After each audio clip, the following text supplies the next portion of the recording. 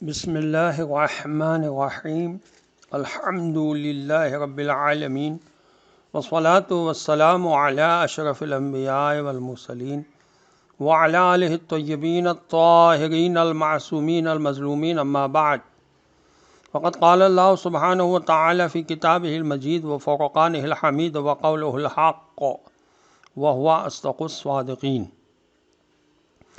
بسم اللہ الرحمن الرحیم قل لو شاء اللہ ما تلوته علیکم ولا ادراکم بہ فقد لبثت فیکم عمرا من قبلہ افلا تعقلون۔ صدق اللہ العلی العظیم۔ سلام علیکم ورحمۃ اللہ وبرکاتہ۔ اللہ تبارک و تعالیٰ کا شکر ہے کہ سورہ یونس کی آیت نمبر 16 کی تلاوت کا شرف میں نے حاصل کیا، جس کا ترجمہ یہ ہے، آپ صلی اللہ علیہ وسلم فرما دیں کہ اللہ کی مرضی یہی ہوتی ہے کہ تم کو ہدایت نہ کی جائے،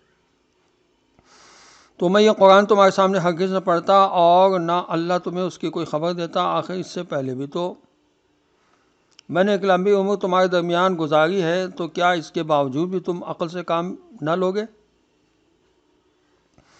تفسیر فصل الخطاب میں علامہ علی نقی صاحب نے لکھا ہے اس آیت کے ذیل میں کہ آیت کا مطلب یہ ہے کہ رسول صلی اللہ علیہ وسلم فرما رہے ہیں کہ میرا قرآن کا پڑھنا اللہ کی تعلیم کے مطابق ہے، اور اس کتاب کا میرے ذریعے سے خدا کا بھیجنا اعلیٰ درجے کا معجزہ اور عجیب بات ہے، کیونکہ میں امی ہوں، میں نے کسی آدمی سے تعلیم حاصل نہیں کی، نہ ایسے شہر میں رہ رہا ہوں جہاں علماء رہتے ہیں، پھر تم کو ایسی کتاب پڑھ کر سنا رہا ہوں جس کی فصاحت ہر کلام سے بھری ہوئی ہے، جس میں تمام گزشتہ اور آئندہ کا علم بھرا پڑا ہے۔ ایسی کتاب اور اس کا بھیجنا معجزہ نہ ہوگا تو کیا ہوگا؟ یہ تفسیر صافی میں لکھا ہے صفحہ 221 پر، اور اب میں تفسیر فصل الخطاب میں جو لکھا ہے وہ پڑھ رہا ہوں۔ رسول اکرم صلی اللہ علیہ وسلم کی ابتدائی 40 سال کی طویل زندگی میں کوئی ایک لفظ ہدایت کا زبان پر نہ آنا، اور پھر ایک دم سے ایسا عظیم پیغام اور ایسی دقیق تعلیمات کا لے کر اٹھ جانا از خود بتا رہا ہے کہ یہ سب کچھ ان کے اپنے ذہن کی پیداوار نہیں تھا، بلکہ خدا نے آپ صلی اللہ علیہ وسلم کے قلب پر یہ تمام علوم و تعلیمات وحی فرمائے تھے۔ آیت کا استدلال یہ ہے کہ رسول صلی اللہ علیہ وسلم مکے والوں سے فرما رہے ہیں کہ تم خوب جانتے ہو کہ میں نے 40 سال کی عمر تک کسی آدمی سے کوئی تعلیم و تربیت یا علماء کی صحبت نہیں پائی گی جس سے مجھے معلومات حاصل ہوتی۔ اب یکایک میری زبان سے علم و حکمت کے چشمے پھوٹنے شروع ہو گئے، جبکہ 40 سال تک کسی نے میری زبان سے کوئی ایسی بات بھی نہیں سنی۔ یہ اس بات کا ثبوت ہے کہ یہ قرآن اور یہ ہدایت میرے اپنے دماغ کی پیداوار نہیں ہے، بلکہ خارج سے مجھ پر بھیجی گئی ہیں۔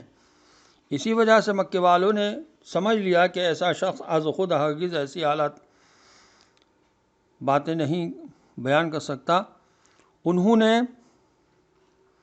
یہ کہنا شروع کر دیا کہ کوئی اور آدمی ہے جو آپ صلی اللہ علیہ وسلم کو یہ باتیں سکھاتا ہے، مگر یہ بات پہلی بات سے بھی بہت زیادہ احمقانہ تھی۔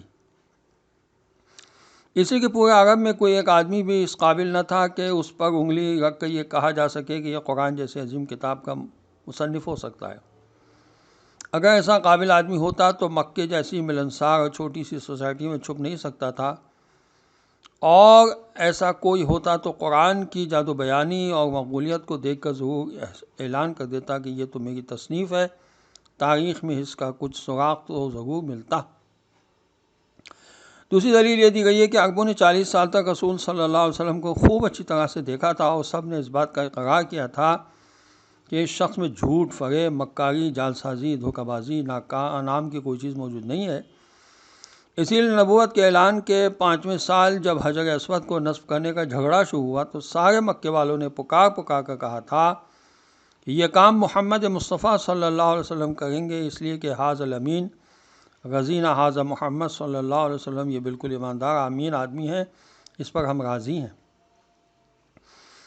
یہ تو محمد صلی اللہ علیہ وسلم ہیں، ان کا کیا کہنا؟ حد یہ ہے کہ لوگ آپ صلی اللہ علیہ وسلم کو صادق اور امین کہہ کر پکارتے تھے۔ جس آدمی نے 40 سال تک کسی چھوٹے سے چھوٹے معاملے میں جھوٹ اور فریب سے کام نہ لیا ہو، وہ بھلا یکایک اتنا بڑا جھوٹ اور اتنا عظیم فریب گھڑ کر اٹھ کھڑا ہوگا کہ اپنے ذہن سے گھڑی ہوئی باتوں کو معاذ اللہ خدا کی طرف منسوب کر دے گا؟ اس بات کو کوئی صاحب عقل قبول نہیں کر سکتا۔ تیسری واضح بات، رسول صلی اللہ علیہ وسلم کی زبانی یہ کہلائی گئی کہ قرآن میں جو میں تمہارے سامنے پڑھتا ہوں یہ خدا کا کلام ہے، خدا تو جیسے چاہتا ہے اتارتا ہے ویسا ہی میں پڑھ سکتا ہوں۔ اگر وہ اس بات کے خلاف چاہتا تو میری کیا مجال تھی کہ میں اپنی طرف سے کلام بنا کر خدا کی طرف منسوب کر سکتا۔ تم میری امانت داری، صداقت، دیانت اور سچائی کو 40 سال سے جانتے ہو، میرا کسی ظاہری معلم سے کبھی نہ پڑھنا تم کو خوب معلوم ہے۔ میں نہ کبھی مشاعروں میں شریک ہوا، نہ کبھی کوئی قصیدہ لکھا، پھر دفتن یہ فصیح و بلیغ کلام کہاں سے بنا کر لا سکتا ہوں؟ ماننا پڑے گا کہ یہ کلام خدا ہے جو رسول صلی اللہ علیہ وسلم کی زبانی کہلوایا گیا ہے۔ یہ تفسیر عثمانی میں لکھا ہوا ہے۔